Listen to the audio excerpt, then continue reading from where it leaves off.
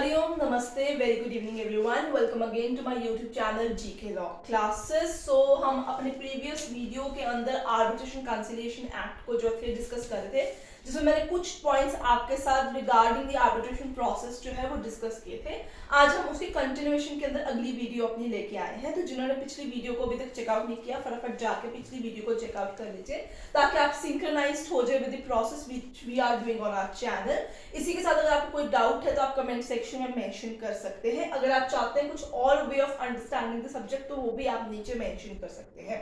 अगर आपको हमारी वीडियो ये शॉर्ट कोई भी पसंद आ रही है तो आप उसे लाइक शेयर कर दीजिए। आज की वीडियो पसंद आए तो डेफिनेटली लाइक शेयर कर दीजिए एंड चैनल को सब्सक्राइब करना भूलिएगा मत। So without any delay let's further begin with the concept of arbitration process. Step number जा रहा है आपका 7, most probably the appointment of arbitrator or arbitrators and the establishment of arbitral tribunals। तो last तो जितने पॉइंट्स किए उसके बाद अगला एरो लगाइए और ये वाला पॉइंट नंबर मेंशन कीजिए। आइए इसकी बात करते हैं। सबसे पहले ये सेक्शन नंबर आपका जो है 10 to 16 कवर करता है यहाँ पे ऑफ द आर्बिट्रेशन एक्ट। तो जब सबसे पहले आपकी बात हो जाती है रिगार्डिंग रिटन कम्युनिकेशन नोटिसेस, तो अब बारी आती है appointment of arbitrator and the establishment of arbitral tribunal for the further hearing of the case. तो सबसे पहले आपको ये जान लेना जरूरी होगा कि नंबर ऑफ आर्बिट्रेटर्स जो होते हैं आपके पास, number of arbitrators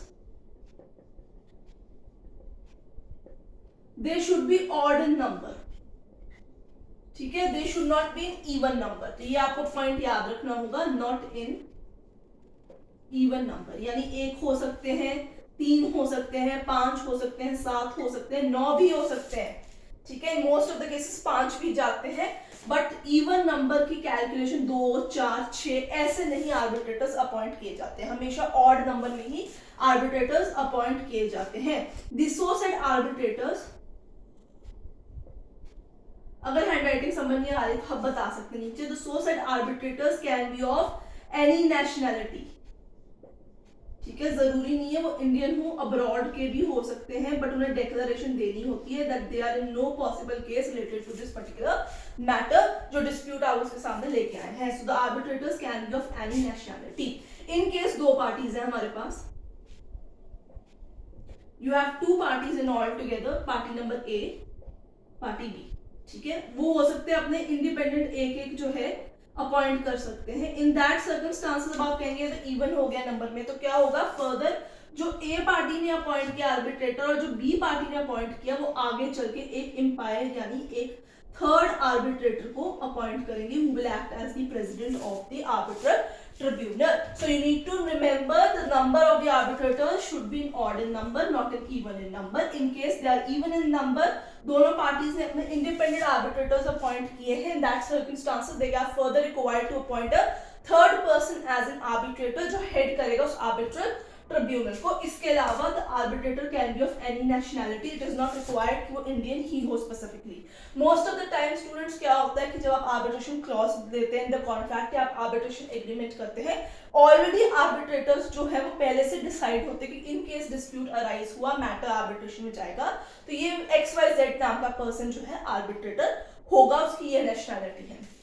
now in case उन्होंने इंडिपेंडेंट अपॉइंट किए, उसका नाम पहले से मेंशन नहीं किया जाता, यहाँ पे बाद में उसको अपॉइंट कर दिया जाता है। So now what is the process when once he get appointed. So once arbitrator is appointed, ठीक है students. Now once he is appointed, what is required from him. उसे सबसे पहले एक जो है उसे आप लोगों को एक डिक्लेरेशन फर्निश करनी होगी अंडर आर्टिकल नंबर 12। ठीक है, डिक्लेरेशन एक फर्निश करेगा वो आर्बिट्रेटर, स्टेटिंग कि वो किसी भी तरीके से जो है उस पर्टिकुलर मैटर, जिस मैटर के रिगार्डिंग आप आर्बिट्रेशन क्लेम कर रहे हैं, उस मैटर से रिलेट नहीं करता, not related to the said matter, जो उसके सामने मैटर लेके आया गया उससे वो डायरेक्टली इनडायरेक्टली पेक्यूनियरी किसी भी तरीके से रिलेट नहीं करता है, and would deal truly and Fairlie. ये उसे आर्टिकल 12 में सेक्शन 12 में स्पेसिफिकली मेंशन करना होगा कि वो उसका किसी भी तरीके से इस केस के साथ पर्टिकुलरली लेना देना नहीं है, and that he will deal in a true manner. So when once an arbitrator is appointed, उसे ये चीज देनी ही होगी, ठीक है. If at any cases, ठीक है, ये पता चलता है that he is not true, he is not fair, ठीक है, वो उसका कोई ना कोई तरीके से लेना देना है इस पर्टिकुलर केस में, तो क्या होगा? In that circumstances, what will happen? I'll let you know. So now in that circumstances, अभी अगर ये बात पता चल जाती है कि इसका केस से लेना देना है, ये बायस है, बायसनेस आ गई है कहीं पे भी, ठीक है, किसी भी तरीके की, तो अंडर सेक्शन नंबर 14 स्पेसिफिकली वो जो है उसको रिमूव कर दिया जाएगा, he will be terminated and फिर नई अपॉइंटमेंट होगी of the arbitrators. Right students, so these are very important sections, you need to understand them. मैं आपको क्रक्स में बता रही हूँ, बट आप सेक्शंस को डेफिनेटली बेयर एक्ट से कंसिडर कीजिए.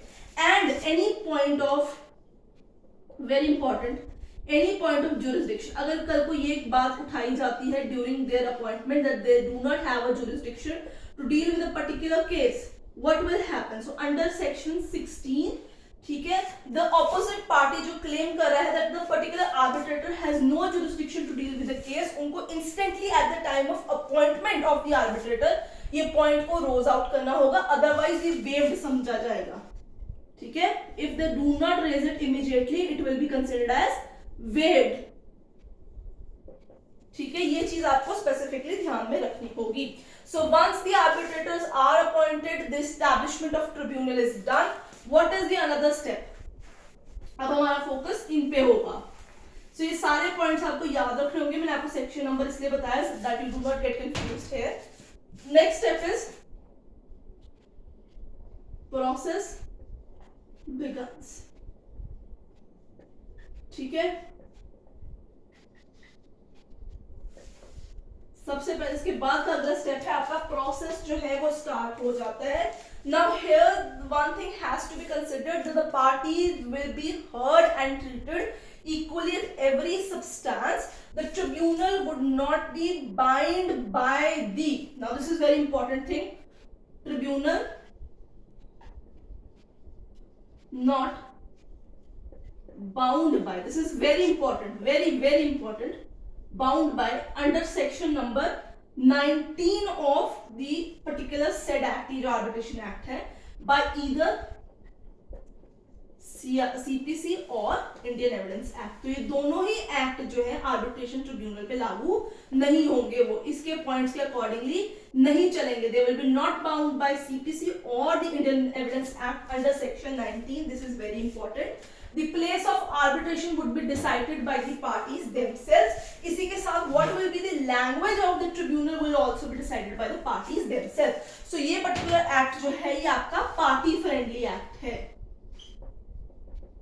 ठीक है. This particular act is your party friendly act. Language,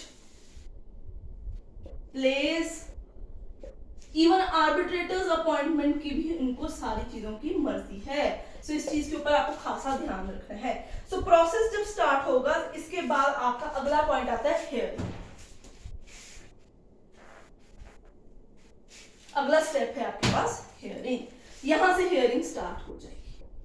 सो किस दिन से हम कंसिडर करेंगे कि जो आपकी हियरिंग है वो स्टार्ट होगी? उसी दिन से जिस दिन से ऑपोजिट रिस्पोंडेंट पार्टी को आपने रिटन कम्युनिकेशन दे दिया है, उस दिन से ही केस जो है स्टार्ट हो जाएगा. The case would be started from the day when the opposite party had got the written communication regarding the initiation of arbitration process under section 21. तो ये आपको चीज याद रखनी होगी. So इसके साथ हियरिंग्स जब स्टार्ट होगी अंडर सेक्शन नंबर 23, सबसे पहले दोनों पार्टीज जो है यहाँ पे अपना डिफेंस और क्लेम जो है, दोनों पार्टीज जो अपनी स्टेटमेंट्स जो है रिकॉर्ड कराएंगी. क्लेम्स, डिफेंस जो है वो अपना रखेंगी इन रिटन फॉर्मेट, ठीक है. अपने एविडेंसेस, अपने विटनेसेस, सब कुछ इसके अंदर वो बताएंगी. Counter claim, set of document submission जो है वो यहाँ पे इस पॉइंट पे होगी जब हियरिंग स्टार्ट की जाएगी। The hearing could be done in oral format, day to day basis पे हर रोज एक पर्टिकुलर प्लेस के ऊपर हियरिंग की जा सकती है, या इन टोटल रिटन कम्युनिकेशन के अंदर भी की जा सकती है। इसी के अलावा अगर ट्रिब्यूनल को किसी पॉइंट ऑफ टाइम पे लगेगा under section number 26 that an expert is needed for a particular point, तो वो एक एक्सपर्ट को भी अपॉइंट कर सकते हैं, बट पार्टीज की मर्जी होना जरूरी है। इसके अलावा 27 सेक्शन के अंदर अगर वो डिमांड करती है ट्रिब्यूनल कि हमें सिविल कोर्ट की परमिशन चाहिए, असिस्टेंट चाहिए, तो सिविल कोर्ट की असिस्टेंस भी जो है मांगी जा सकती है फॉर अ पर्टिकुलर पॉइंट। कि अगर वो चाहते हैं किसी को पकड़ के लेके आना, उसके लिए उनको समन्स चाहिए, वारंट चाहिए, तो वो यहाँ से भी निकलवा सकते हैं via the assistance of your civil court. So जब आपकी हियरिंग है वो ओरल भी हो सकती है, रिटन भी हो सकती है। मैंने आपको बताया, सर्टेन मैंने आपको पॉइंट्स बताए, ये आपको सारी चीजें आपको ध्यान में रखनी होगी। स्टूडेंट्स आगे चलते हैं और चलते हैं अगली चीज के ऊपर। After the hearing is done, either it is on day to day basis or otherwise in whatever format the parties have decided, what is the another step? Another step आपका होगा award. Now this is a very important point. Award, arbitral award कहते हैं इसको, ठीक है, आपको इस चीज के साथ काफी ध्यान रखना होगा। Now this particular award has to be made within 12 months, 12 महीने या 1 साल के अंदर अंदर ही जज को जो है आपका जो आर्बिट्रेटर है उसको डिसीजन देना होगा with in the 12 months of hearing. इस चीज के अंदर अगर आप चाहें तो वो जो है सेटलमेंट की तरफ भी रेफरेंस दे सकता है कि सेटलमेंट करा लो instead of going for an arbitral award. In case settlement के अंदर पार्टीज की म्यूचुअल अंडरस्टैंडिंग हो जाती है तो अवार्ड बाय सेटलमेंट ग्रांट किया जाता है, ठीक है। सो ये आर्बिट्रेटर्स देते हैं, ये सेटलमेंट के वाया होता है। जब आप अवार्ड बाय सेटलमेंट की बात करते हैं उसमें भी जब आपका सेटलमेंट रीच हो जाता है तो आपको आर्बिट्रेटर के पास जाना पड़ता है, फिर वो अवार्ड ग्रांट करता है, उस अवार्ड में लिखते हैं अवार्ड बाय सेटलमेंट। सो इस चीज का आपको ध्यान रखना होगा। आर्बिट्रल अवार्ड राइटिंग में होता है, जितने भी मेंबर्स होंगे ट्रिब्यूनल के उनके दस्तखत होंगे, सारी पार्टीज को free of cost copy deliver की जाती है।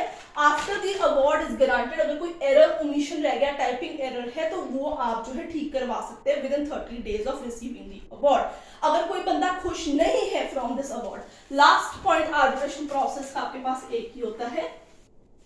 आई थिंक आप लोगों को समझ आ रहा है, ये बहुत ही इजी एक्ट है, उसको कहते हैं सेट असाइड अवार्ड, ठीक है। ही इज नॉट हैप्पी, आप अपील भी कह सकते हैं दूसरी भाषा में, he is not happy under section 34, वो क्लेम कर सकता है to set aside this particular award in the court, where court, in the court, civil court में जाके वो सेट असाइड करा सकता है अपने अवार्ड को, जो उसको 3 मंथ्स के अंदर अंदर कराना होगा from receiving this particular award. Otherwise वो अवार्ड फाइनल हो जाता है, ठीक है। Under section 35 the award will become final. और सीपीसी जो है उसके अवार्ड, जैसे सीपीसी में कोई भी जजमेंट जो है, कोर्ट की कोई भी डिग्री जो है उसकी एग्जीक्यूशन कराते हैं, उसी तरीके से यहाँ पे वो अवार्ड जो है एग्जीक्यूट कराया जाएगा। इसके साथ स्टूडेंट्स कोई भी सेकंड अपील परमिसिबल नहीं है, ये चीज याद रखनी है। No second appeal is allowed, ठीक है। अपील सिर्फ कुछ ही मैटर्स में मिलती है, ये चीज आपको याद रखनी होगी। This is a very important point. And by section 43 आपका डोमेस्टिक आर्बिट्रेशन यहीं पे कंप्लीट हो जाता है। ये बहुत छोटू सा एक्ट था। आई होप आपको हमारी वीडियो पसंद आए। वीडियो पसंद आए तो लाइक शेयर कर दीजिए और चैनल को सब्सक्राइब करना भूलिएगा मत। I will see you next.